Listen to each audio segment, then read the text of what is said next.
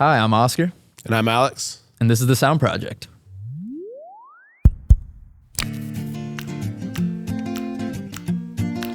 So today, we're joined by Alex Harris.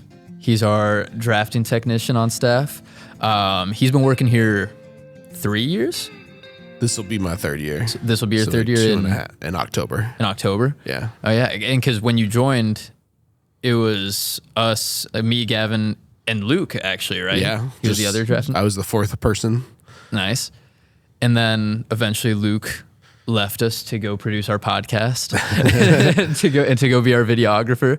And then for a little bit, was it just the three of us? Or did we immediately hire Tracy? It was like maybe a month. And then it's like, hey, do you have anybody that you know of that can, maybe fill this role? And I was like, I do. It's very, very fortunate timing. Oh yeah. And it was interesting because like when you joined, it was me, Gavin, and Luke. And then, but with you joining, it was kind of like it was like a really full on team now. Like we had like four people Yeah. I instead was of like just picking up a lot of extra slack that was just kind of hanging out there that you were having to take care of mostly. Right. And yeah, well, and I guess how have you seen Haverstick Designs change since then? Kind of what was it like then? I mean, it's better that I don't have to sit in between you and Gavin. Yeah. So I don't have, like, when you guys have conversations, I don't have to like duck out of the way or duck in the way. I don't know. Yeah, we have this full office Yeah, now. it's like, it's so huge. So, I mean, I've got my own, nice little corner space over here. Yeah, I mean, this is my second office move. So we went from very tiny one room to multi-room that ended up being too small still. And now we're here. So it's nice. Oh, yeah. But so getting to a bit more of your background. Yeah. You're a musician. You Yes. play in a band, Dysfunction Yes. Brass Band. Yep. Locally in town.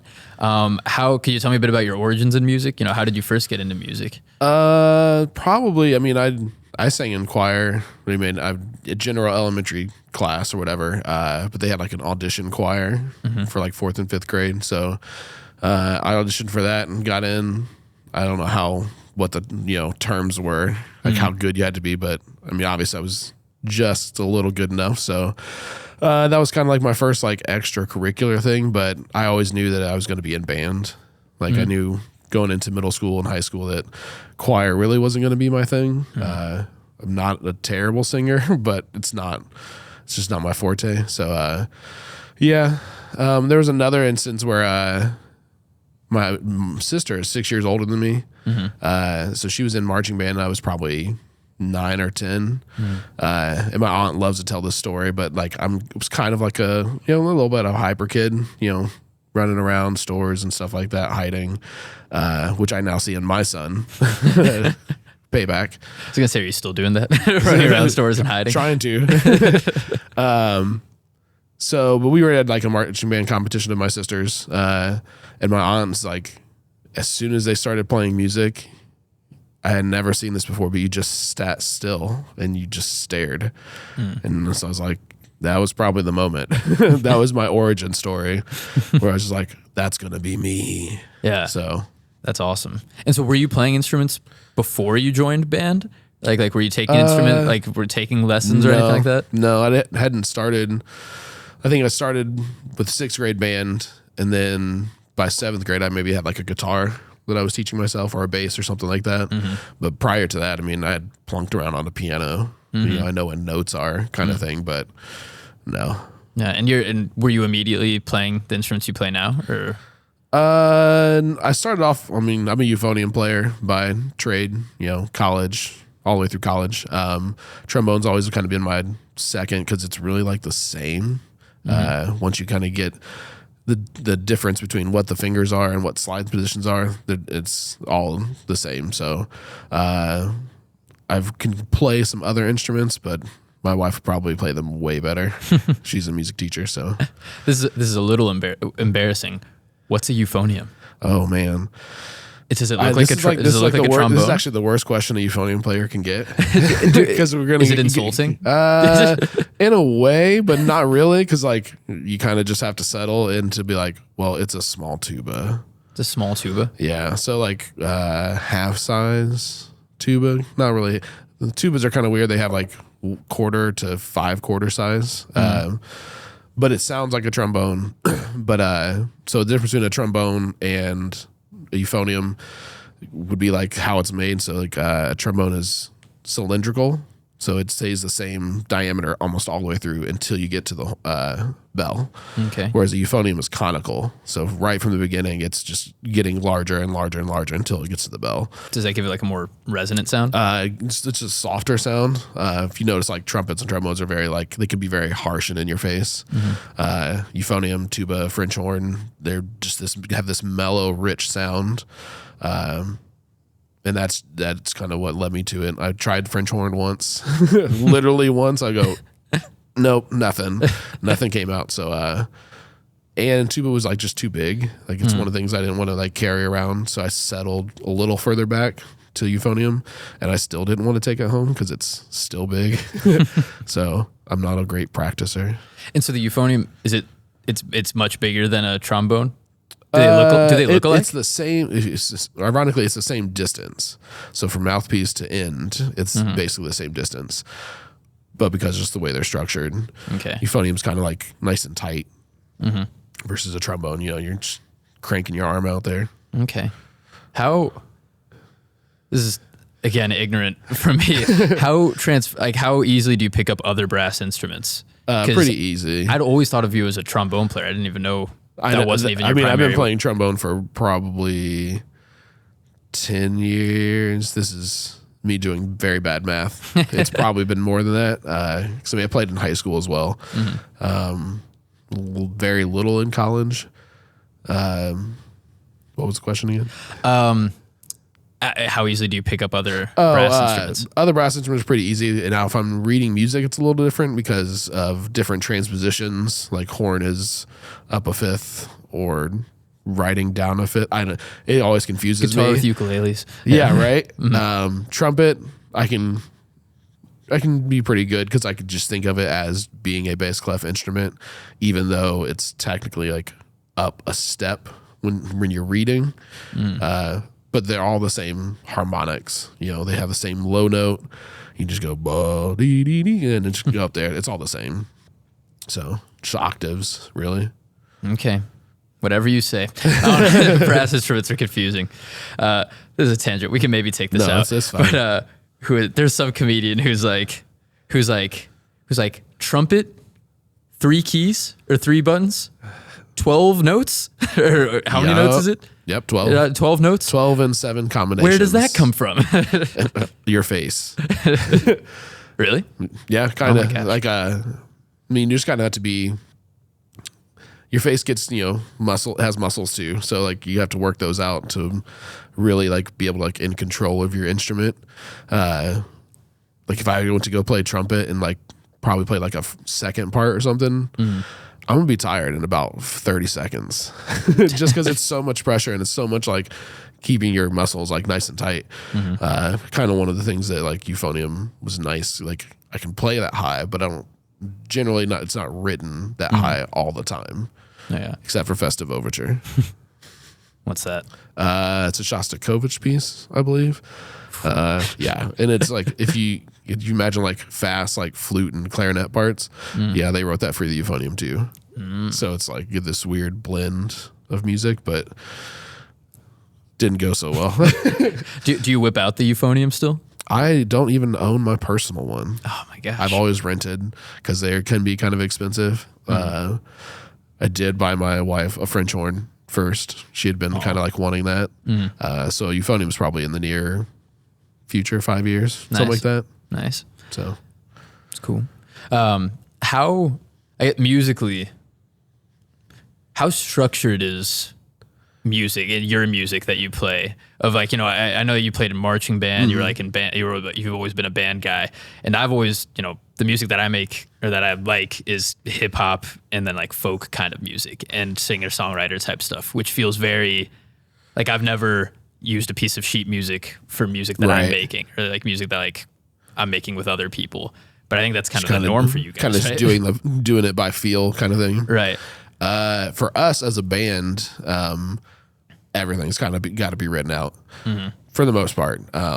There's a few songs where like once you kind of get the gist, like when the Saints Go Marching In, everybody's played it, so you kind of just iterate that whole thing, but then you kind of noodle around. But pretty much everything we do is like has to be written, because it's not like with a guitar you got a chance to play 6 notes. With an instrument, with a trombone, I can play 1 note. I can sing another note while playing, but that's about the extent of playing multiple notes. So you kind of have to have everybody present to have all that chordage there. So there are times when we definitely, like, I've definitely done some recordings where like me and our lead trumpet player did some recordings that we just kind of went in there. He's like, yeah, just play some stuff. So we're like just playing around. Like, okay, now we know what key we're in. Take another take. And he's like, wow, man, that's so good. And we were like, it was pretty good. Like, there were some things in there that we like noticed. We're like, hey, no, don't talk about it. It's like, but we have to kind of like come to some sort of agreement. He's like, well, let's take it from like, the bridge or something like that. And we're like, let's just do a whole new take. And so we do a whole new take. And he's at the end, there's like, okay, I guess we needed a new take. Right. But like other like things like that, like that's fun to me. That kind of gets you out of the notes and really into your brain and thinking, okay, here I am trying not to play the same note as somebody else who we're not talking, we're just playing. Yeah. So me and him have a tendency to play the same note in harmonies. So, well, how different is soloing versus the rest of a song? Because I've seen you like solo on the trombone and you're like shredding, like you're going hard, and it feels like it's like you couldn't possibly write that down. You know what I mean? But can you and do you? I don't. You could, like, but it'd probably be like hindsight kind of thing. Like, what did I play there? Right. Some diddles and doodly just some stuff. But yeah, most of the time, because like, I mean, we've been working on improvisation since middle school jazz band. Right. So, especially during COVID, actually. So we would, if anybody knows the Real Book, it's a set of jazz standards that used to be this underground fake book that people put together just to have some lead sheets to like say, oh, I know this tune, I can play it into different keys and stuff like that. But they made it a real thing. Hal Leonard made it a real thing. But during COVID, like a good 5 of us kind of kept in that bubble, and we were just playing that kind of stuff. So like got me really working on like my music theory, knowing how to read chord symbols even more. So like now, my improv is much better than it was even in college, just because I've exercised it and thought about it a lot. Right. And in college, did you major in music technology? Yeah, music engineering technology. Nice. Oh, what made you? Did you always want to get into music? Like was the plan always to get a degree in some kind of music? Yes. I hadn't. So probably since either in the middle school or even just somewhere in the middle, I was like, I'm going to be a music teacher. Like it was something that I was like, I like my music teacher. I like what he does. I think that's something I want to do. Flash forward to college. I start in the spring semester instead of normal fall semester, but I have a bunch of music education friends, and then I was like, no. I just saw a lot of the work that they had to do that wasn't quite like teaching, and I just was like, I don't see myself completing all that work. I could probably be a fine teacher. But I don't want to reflect on a paper that I read that was 2 pages. Right. And write a whole page on something that was only 2 pages. So like I kind of got there and I hadn't really chosen my major. I knew it was going to be music, but I had to like still audition and, take lessons and stuff. So I chose music engineering technology just because it fit with something that I was interested in, but also kept me at music I just had no other, like, I wasn't going to go into business, wasn't going to go into any sciences or anything. Hindsight, I probably would have gone into like maybe food service stuff, hospitality, but I wouldn't have wanted to work that in the real life too. So With the engineering technology part, like does Ball State have a music program, like a performance program or something like that? Like what made you want to do the technology engineering path? Because in my mind, that seems like a more technical route, I guess, or kind of like more of like less about just the music, learning music, but more of like the engineering that can go into it. Well, they did have performance, but like playing a euphonium, there's typically a limited amount of euphoniums in a band. That number is usually 2. You might get lucky with 3. So like it was more like a statistics thing. Like when you get to college and stuff, you honestly see how good other people are. And just seeing even professionals, a guy named Stephen Mead, he's a bald haired, I think he's English. But he just rips, and you just kind of go, I don't have that kind of time. Right. So you kind of know your limits that are going to, that you'll approach your limits faster because you're, working real life and all that stuff. So I just was like, that's not really the route for me. I'm not trying to be a performance-based life. Also, the other thing is, you're performing for other people. So that's going to be just a different lifestyle than like a 9 to 5, kind of like we work. Right. And then there's music education and music engineering technology. And I don't remember if they had any other music related, like music therapy or something hadn't like really come into play at Ball State. Yeah.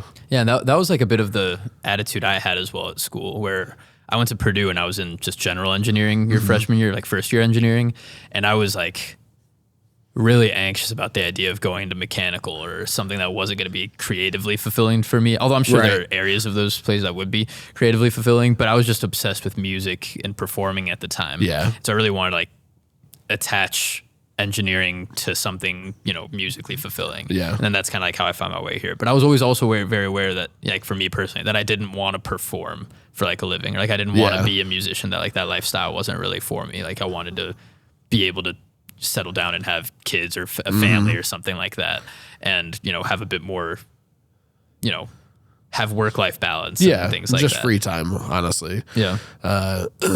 We definitely, I think I told you guys yesterday or something, like having 40 some shows in a year is kind of a lot. Like which is what you do now. Which is what I do now. So like I went to school to not be performance and then end up being a performer anyways. But it's like that gets to be like, it's quite a lot of time. Like 40 out of 365 is not, it's a small decimal. But it's a lot of time commitment. Well, and for like each of those performances, there's also 40 some rehearsals. I guess not for each one, but for each one, there's probably like one or like at least a few rehearsals. At least 52, right? Maybe, right. If it's at least once a week, So it's a lot of commitment, but it's very fun. Yeah. And so with school, how do you think the music engineering and technology, what perspective do you have on that with like what we do here at Haverstick Designs? Of like, do you think being music adjacent kind of fits in with that degree a little bit? I mean, definitely, because one of Ball State's recording studios are pretty top notch. Right. Now it's like for our work, like navigating a recording studio. Yeah, like makes the flow or like even just like, for me, like here, it took a long time to understand how like conduit and stuff is run. Right. Kind of the whole like wiring up game. And I kind of got that at Ball State. My music degree was definitely like very broad. So we did composition electronically and acoustically. I'm trying to think of some other stuff. With both of those had lessons. We had like 3 computer music classes. But then I also take like, little random like physics. So like it was just such a broad stroked major. Whereas now they've kind of refined it to music media production, which is what Ryan graduated with. And it was probably a little more focused on like, let's create the thing, let's get in the studio, let's mix it. Let's do all this stuff. Whereas like, I learned that stuff, but I was learning all this other stuff too. And on top of like lessons, marching band, concert bands, euphonium ensemble, like all that stuff. So it was very rounded. Oh yeah, which I think is really awesome for here. Of like you kind of got exposed to. We do a lot of different stuff, types of spaces. So like we work with lots of. We work with band people. We work with music education. We work with like music schools, or we work with churches, performance halls, a lot of recording studios. So that's what we have an episode. I don't know if it'll come out before or after this one, but about like getting into a career in acoustics that I think me and Gavin are doing. And it's kind of tough where, the generic answer is, some kind of engineering with an acoustics focus. Like there are more and more acoustical engineering programs or architectural acoustics programs and things like that. But for me, the truth is that there are so many different avenues and like areas of knowledge. Like Tracy has her architecture background and that's really useful in its own way. But then, like you and Ryan have this like music media technology background that gives you a lot of familiarity with how a recording studio works and how it functions and just general music business know-how, which is like, that familiarity is super valuable too. Yeah, I mean, I definitely like when I first started, I was like, I know I'd probably learn this in acoustics class. We had one acoustics class, by the way. We had one studio maintenance class and one acoustics class. Like, acoustics class is like the filter class, like the beginning. You're like, well, if you don't like this, you're not going to like music engineering. So like I took that and was like, got here. Oh, right. It's kind of like start jogging the memories, yeah. Oh, like, oh, right. This is a logarithmic thing. I was like, cool. I was like, I'm glad I was like, I don't know if I was paying attention very well, but at least my brain caught some stuff. Oh yeah. And yeah, and you said you had one acoustics class. Tracy said she had none in her architecture degree. Yeah. And so debatably you were more prepared for, by your education for here. Not wrong. But it's always just interesting to me to see kind of the different paths that we all took to get here. Yeah. Kind of makes us like a very like well-rounded team. Yeah. Just because some people don't know certain things, but usually there's one or two people that do know those things. No, yeah, exactly. And like, we have such kind of diverse. Tracy has her architecture background, music technology. I came from acoustical engineering. Juan came from mechanical engineering. Right. So he has kind of like a bit more, technical aspects that he's looking to like help us develop and help us flesh out and things like that. So it really does make for a really well-rounded team. How have you seen the team grow since you started? I mean, it kind of just like fill in slots in a way. I mean, I was very much like, hey, let's get Tracy in here because I knew her architectural background. We worked together in a previous job, and that job was not anything related to architecture. It wasn't related to music at all, but it used AutoCAD. That was really kind of the groundwork for probably why I made it here. What was the question? How have you seen the team grow? And with Tracy, with her background, you kind of knew she had I knew she had the skills that like nobody else here had, like including myself, even though we worked together. Like I could guess at how a house is built, right? But she knows how a house is built. Right. So, but now we kind of got, Juan, who's younger. So it's kind of like when I came in, you and Luke were like the young guys. You guys had a bunch of ideas, and I was like, I'm over 30 now. I don't have ideas. I'm just here to work. But it was cool to be in that role because like, there's a lot of people that would be like, I'm not about to be under a 25-year-old. Like, that's not for me.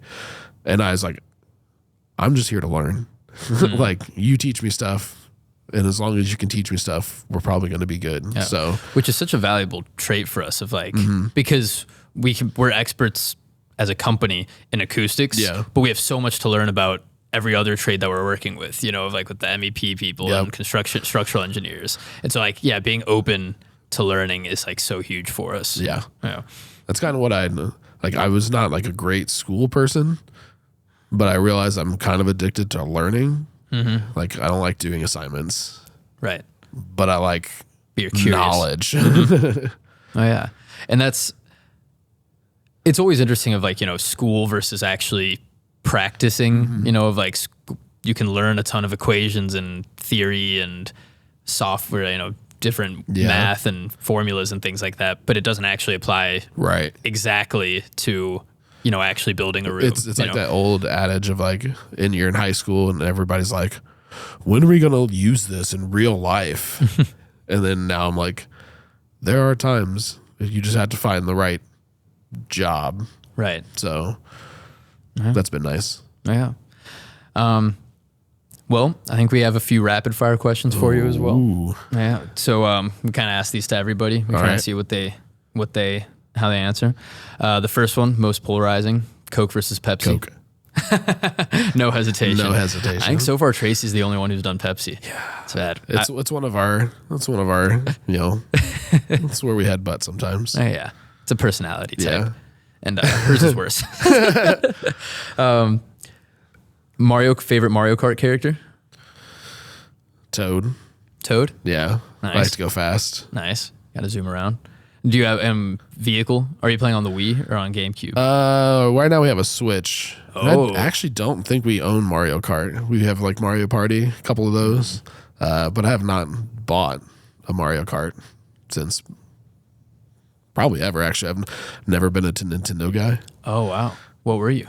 I did have a Nintendo growing up, but it was like my sister's. I did have an SNES at one point. Then I had a Sega, and then PlayStation from then on. Nice. I did have an Xbox in college, but Oh, yeah, we were PlayStation. I'm a PlayStation guy now. Yeah, same. And then I'm an Xbox guy now, actually. Dang. I don't know. On long drives, are you a podcast or a music guy? Music.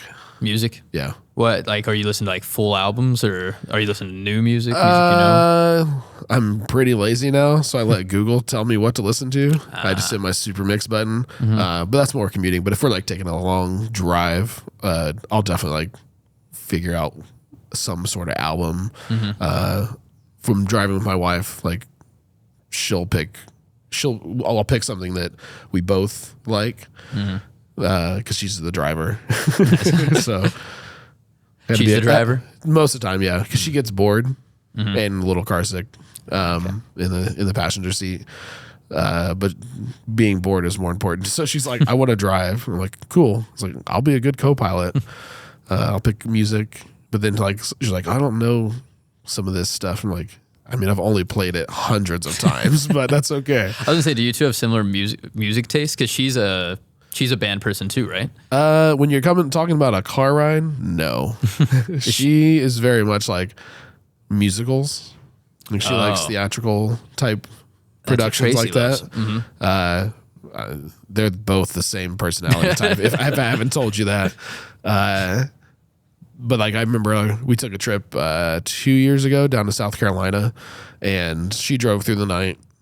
So we're like in Asheville, North Carolina or something like that.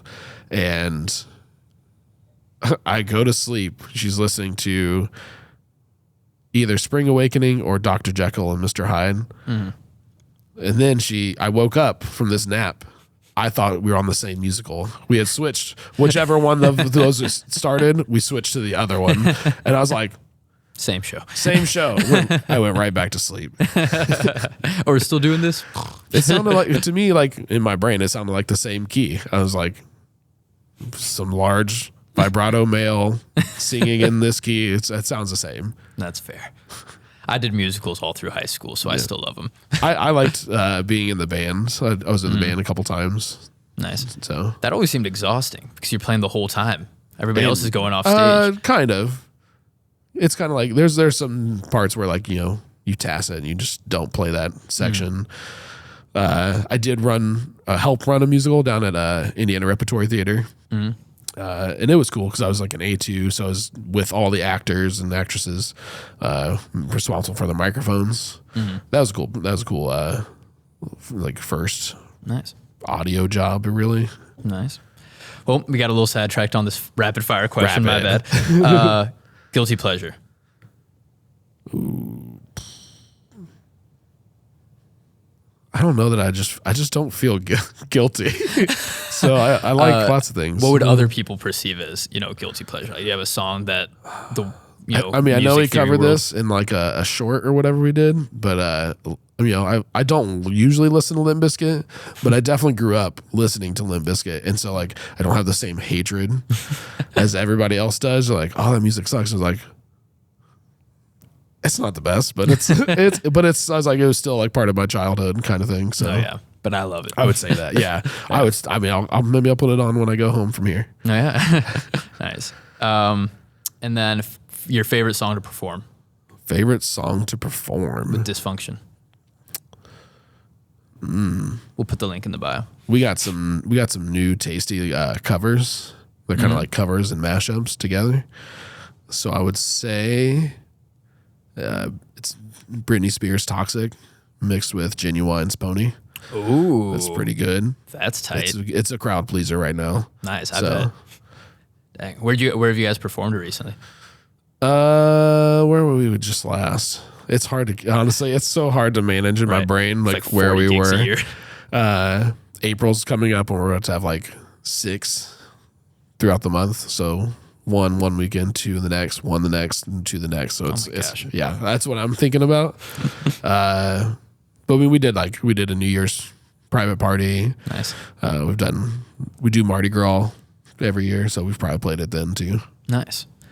Well, this has been really cool. It's awesome getting to chat. Yeah. And do it during work. This is fun. Right? That's like I have to drive home now, so like it's fine. Yeah. It's all a commute. Well, that's it for this episode. Thanks so much for joining us, Alex. This was a lot of fun. Very much so. And help me out. If you could tell us below what a euphonium is, leave that in the comments. Wrong answers only, please. That'd be great. And thanks again for being a part of the S.O.U.N.D Project.